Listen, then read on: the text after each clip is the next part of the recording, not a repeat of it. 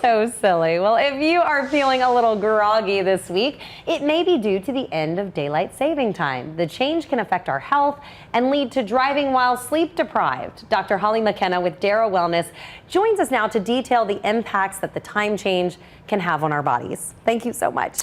Yes, good morning. Good morning, I know, I'm falling asleep.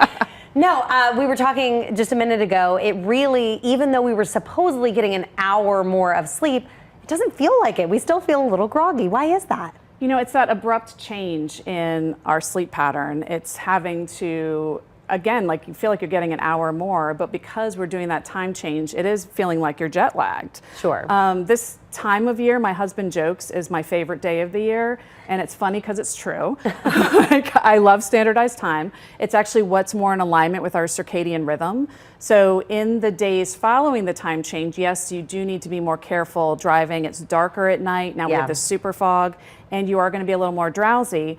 But actually, health-wise, in the weeks that follow, we see things like blood pressure improve, heart rate improve, mood, and overall sleep patterns. Because daylight savings time itself is so bad for our bodies. It's just not in alignment with their circadian rhythm. It's not natural. I used to work the morning show for years and years and years, and I actually preferred standard time as well because the sun comes up earlier, and since I was waking up at 2 a.m., I liked to see the sun as soon as possible, and it goes down earlier, which I thought always helped with me getting to sleep a little bit better. Yeah, it's really about finding a way to have that sleep hygiene. I mean, we're both moms, so we do this with our kids all the time, or we try to, because we're not always successful. But when I talk to my patients about sleep hygiene, I talk about how your lower brain, which isn't that cognitive part, it's more the behavioral part, is really like a toddler. Like you just treat your brain like a toddler and do all the things that you would do with your children. So when it starts getting dark outside, lowering the lights and kind of helping you cognitively like feel like it's nighttime and it's time to turn things down.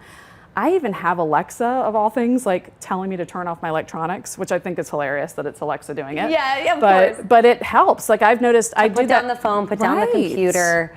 It helps to start turning your brain off, because I've found myself, sometimes I tell my husband, oh, I couldn't go to sleep last night. But if I really think about what I was doing, I was checking emails, or I was worried about what the kids were doing the next day. So I was keeping my brain up instead of practicing that good sleep hygiene. It's true. And that blue light in your computer, in your phone, and the iPad is actually telling parts of your brain like it's daylight, because it's the same frequency as daylight. And so that's why it's harder to go back to sleep. So that's definitely a no-no for those who are working on sleep hygiene. Yeah, exactly. So you mentioned the kids. You know, everybody makes the joke, pets and kids don't pay attention to these time changes, and they really don't. What is the best way to kind of get through those really tough days after a time change with the kids?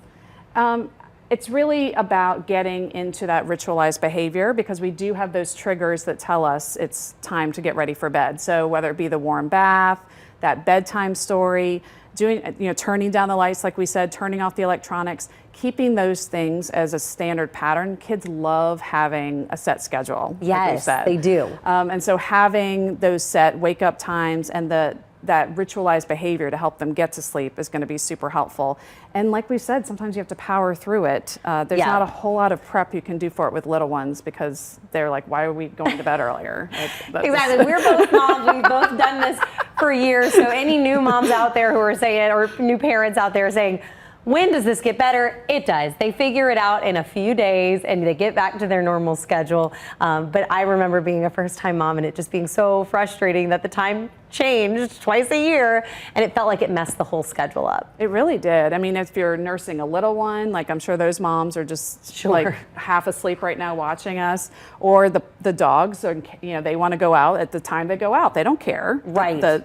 We're supposed to be sleeping an hour later. So be safe on the roadways. If you're feeling sleepy, pull over. Absolutely. Or maybe give yourself some better sleep hygiene at night so that you're not so sleepy on the roads in the morning. Yeah, and another thing you can do is taking advantage of that morning light. We call that circadian light. So that is the time between sunrise and noon.